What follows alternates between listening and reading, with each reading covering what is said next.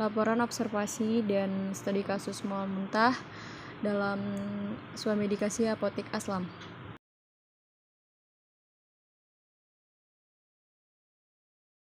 Latar belakang, mual dan muntah adalah gejala umum yang dialami oleh banyak individu, baik karena gangguan pencernaan, efek samping obat, atau kondisi medis lainnya. Swamedikasi atau pengobatan mandiri adalah praktik di mana individu memilih dan menggunakan obat-obatan tanpa konsultasi medis untuk mengatasi gejala-gejala ini. Lalu untuk tujuannya di sini kami ada 3 tujuan, yaitu pertama ada tujuan proyek P5. Untuk tujuan proyek P5 sendiri bertujuan untuk mendorong tercapainya profil pelajar Pancasila. Program ini dapat diterapkan melalui pembelajaran berbasis proyek yang relevan dalam dunia kerja. P5 kebekerjaan bertujuan untuk memahami ruang lingkup, karakteristik pekerjaan, serta mengembangkan minat dan bakat sesuai dengan bidang dan keahliannya. Lalu yang kedua itu ada tujuan swamedikasi. Untuk swamedikasi sendiri itu untuk meningkatkan kesehatan masyarakat, menangani keluhan ringan dengan cepat dan efektif, kemudian meningkatkan aksesibilitas masyarakat yang jauh dari pelayanan kesehatan. Swamedikasi yang bertanggung jawab dapat digunakan untuk mencegah dan mengobati gejala dan penyakit yang tidak memerlukan konsultasi atau pengawasan medis. Lalu yang selanjutnya ada tujuan dari analisa kasus. Melalui studi kasus yang kami lakukan dan observasi lapangan, penelitian ini akan mengidentifikasi gejala-gejala yang dirasakan oleh pasien, jenis obat yang sering digunakan, kemudian serta dampaknya terhadap kesehatan pasien. Penelitian ini juga akan kami evaluasi dan tingkatkan lagi pengetahuan pasien mengenai penggunaan obat yang aman dan efektif untuk mual muntah. Next, waktu dan tempatnya kami lakukan pada hari Jumat tanggal 11 Oktober 2024 pukul 7 malam waktu Indonesia bagian Barat. Kemudian berada di Apotek Aslam tempatnya, yang tepatnya di alamat Jalan Rakit Buritan, Ruko nomor 12, Kelurahan Rawa Badak Utara, Kecamatan Koja, ada di Jakarta Utara. Lalu kita masuk ke bab 2, yaitu teori pendukung. Yang pertama ada teknik observasi. Jadi teknik observasi yang dilakukan adalah dengan menggunakan teknik wawancara. Selanjutnya alat dan bahan yang digunakan, yaitu yang ada recorder dan kedua ada surat perizinan.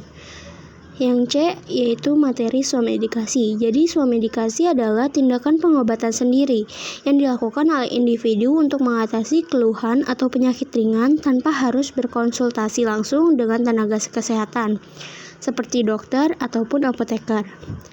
Tindakan ini umumnya dilakukan dengan menggunakan obat-obatan yang dijual secara bebas oleh apotik seperti obatan resep atau OTC, atau bisa disebut juga adalah over the counter. Penyebab mual dan muntah, yang pertama ada infeksi virus, yang kedua asam lambung naik, yang ketiga mabuk udara dan mabuk darat, yang keempat minum obat saat perut kosong, yang kelima makan terlalu banyak atau terlalu dikit, yang kelima keracunan makanan ataupun stres dan emosi.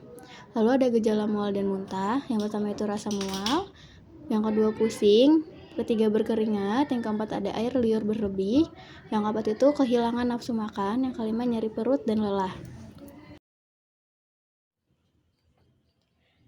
Pengobatan farmakologi. Yang pertama itu ada antiemetika, contoh obat itu seperti ondansetron, granisetron, metoclopramid, dan domperidon. Lalu yang kedua itu ada antihistamin, contoh obatnya itu dimenhidrinat.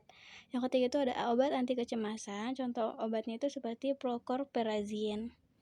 Lalu ada pengobatan non-farmakologinya. Yang pertama itu minum air putih, yang kedua itu konsumsi makanan mudah dicerna.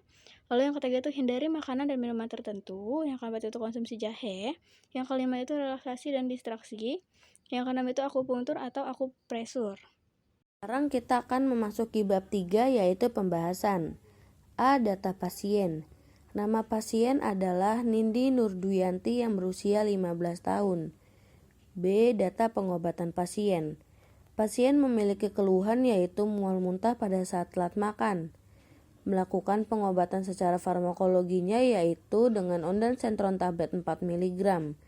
Dosis yang direkomendasikan adalah 3 kali sehari 1 tablet dalam 4 mg. Serta melakukan pengobatan non-farmakologi dengan menggunakan balsam dan minyak kayu putih. Selanjutnya kita akan masuk ke dalam pengobatan secara teori dan pengobatan yang didapatkan oleh pasien.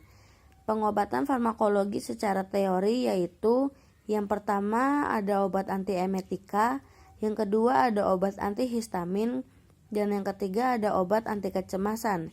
Sedangkan pengobatan farmakologi yang didapatkan oleh pasien adalah ondansetron 4 mg yang diminum 3 kali sehari 1 tablet. Lalu ada pengobatan non-farmakologi secara teori seperti minum air putih, mengkonsumsi makanan yang mudah dicerna, hindari makanan dan minuman tertentu, mengkonsumsi jahe, melakukan relaksasi dan distraksi, serta melakukan akupuntur atau akupressure. Sedangkan pengobatan non-farmakologi yang didapatkan oleh pasien adalah menggunakan balsam dan menggunakan minyak kayu putih.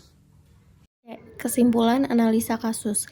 Kesimpulan dari analisa kasus ini adalah bahwa pasien tersebut mengalami mual muntah pada saat telat makan.